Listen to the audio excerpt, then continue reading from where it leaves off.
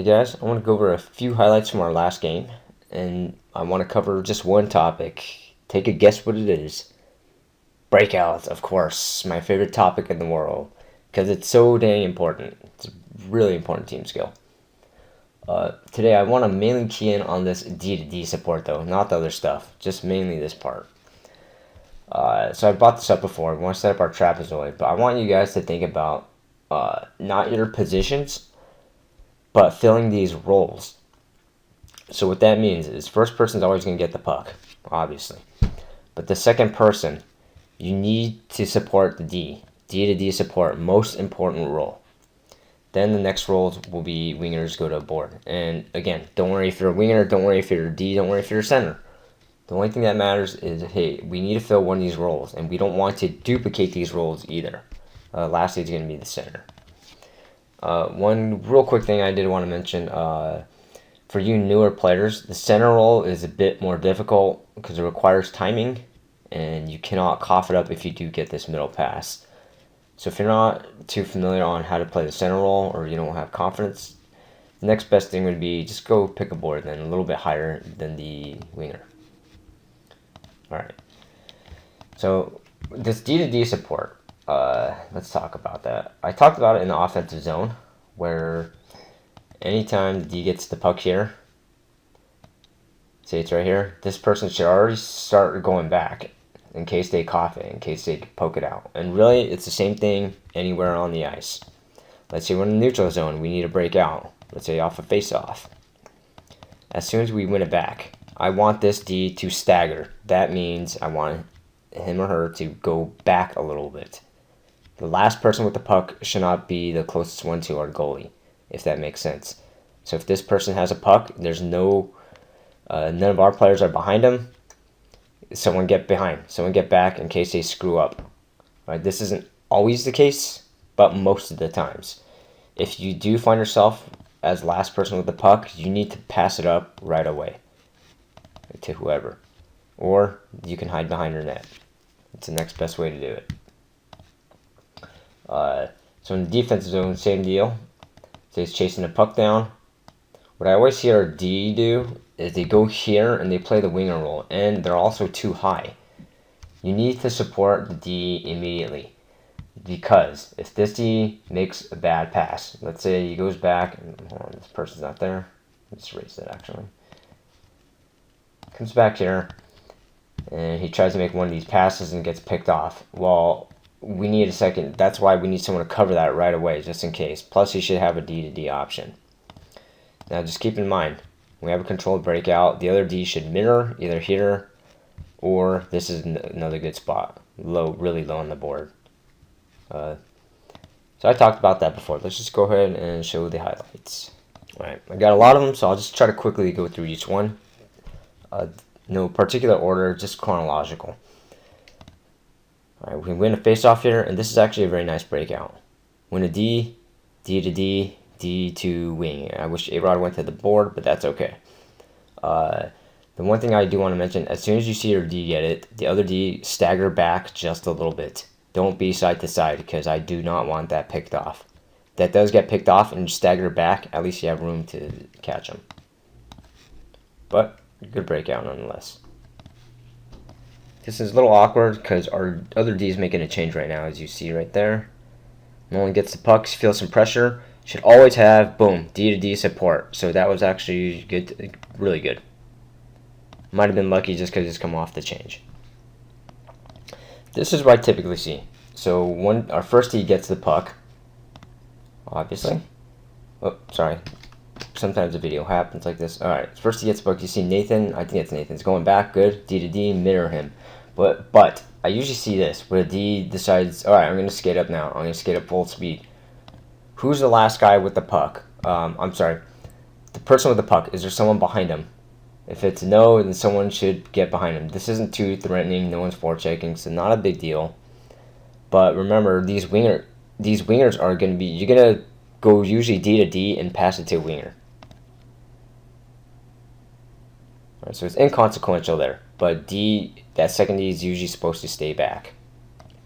Off the face-off, this is where you need to understand you have your D to D support. right here.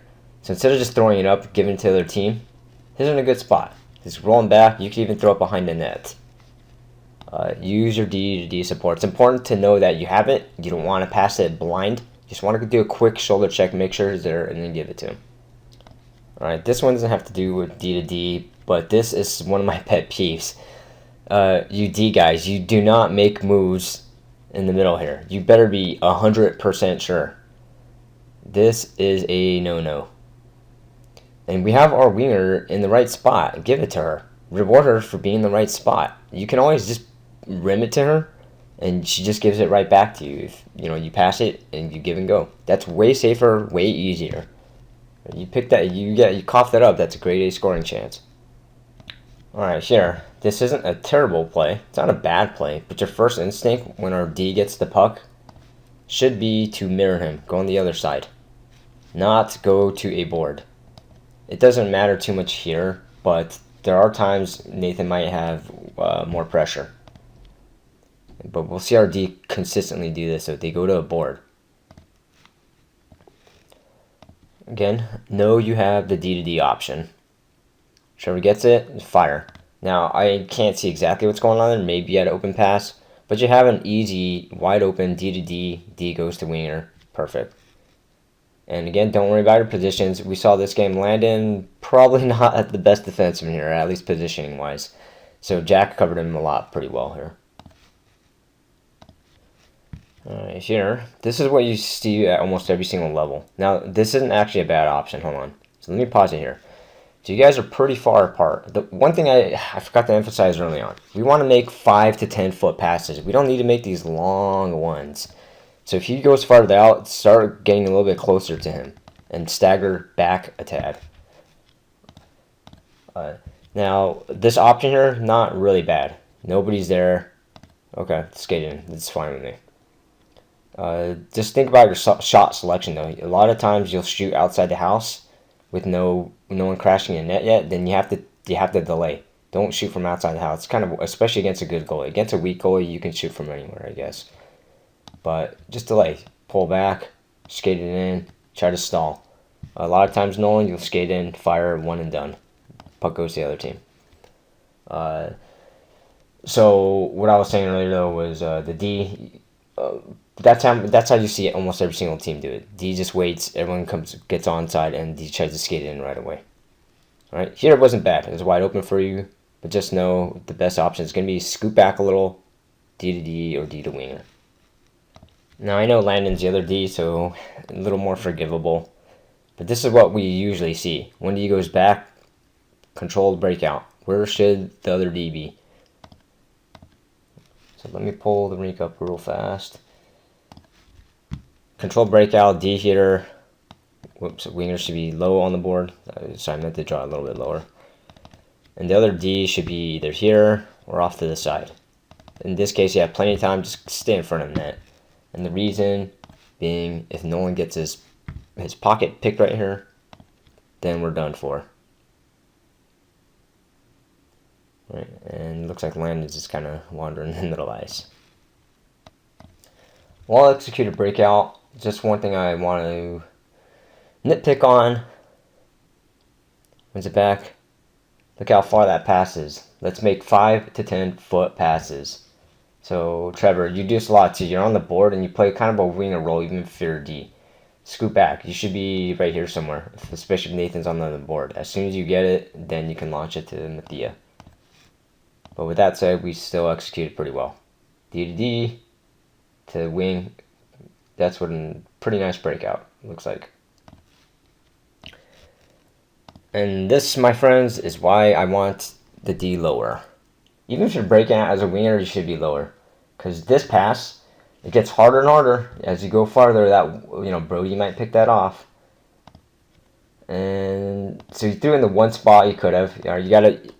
I am glad you didn't throw on his tape because it very well could get picked off. But you short hop them. And these passes are tough to handle. If you have to, then just rim it. So it's predictable. We practice this every single practice, rimming along the board. And this is why. And if you notice, this last pass is why we, for our zigzag passing, why include that last pass to get that pass right there. It's hard to handle. Jack. One thing, wait, I hope it's Jack. Yeah, it is Jack. Okay, so you see him get the puck. So even though he's lined up as a winger, he is the de facto D right now. So understand, instead of throwing it out, panic. First of all, you're a better player than almost most players in this league. This guy will not pick you off. So you have a couple options. You should kind of start feeling, hey, my D to D should be on this side. There isn't one right yet. I think Nathan's going there. But this is where maybe delay. Take a little bit of time. Take the puck back. You can even go behind your own net. Or the best option, probably just bank it to Ken right there. But don't panic. Don't panic. Your D to D support should be there. Alright, but I see you kind of just get rid of it right away. Alright, this breakout is a little bit kind of bad. First, see Landon kind of just skate off. Alright, you're playing a winger role right now. We need the D to D role, Landon. Need the D to D. But we'll see our winger is too high. I think that's Nolan. So you see Nolan right here. That's where the pass is going to go. Alright, so that's Nolan, yeah. So you need to drop down. Or either D could have dropped down lower. This is why you can't stay too high. You have two white jerseys in front of you. He has no pass. Jack, nobody's really pressuring. Take your time. You don't have to force these passes. And if you do, rim it. Rim it hard. There's white jerseys right in front of you. Now the funny thing though is this happened to execute perfectly because they passed it to A-Rod. And that's actually what a D to wing to center breakout should look like. It's kind of funny. Alright. We got two coming up here. So Nathan, last guy back, gets the puck. And so you see this setup. D to D support. Someone should drop down.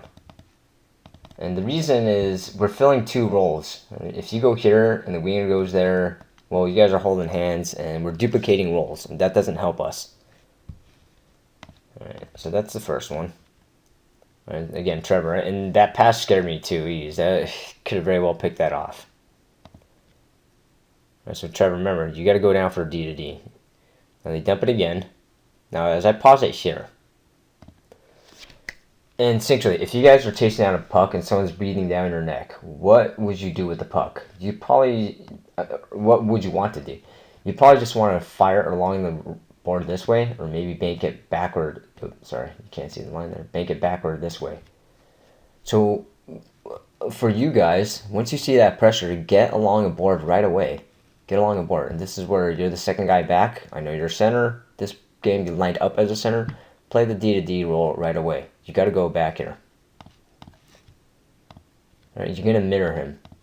Now, as Nathan skates that way, it'd be nice to have a D right here.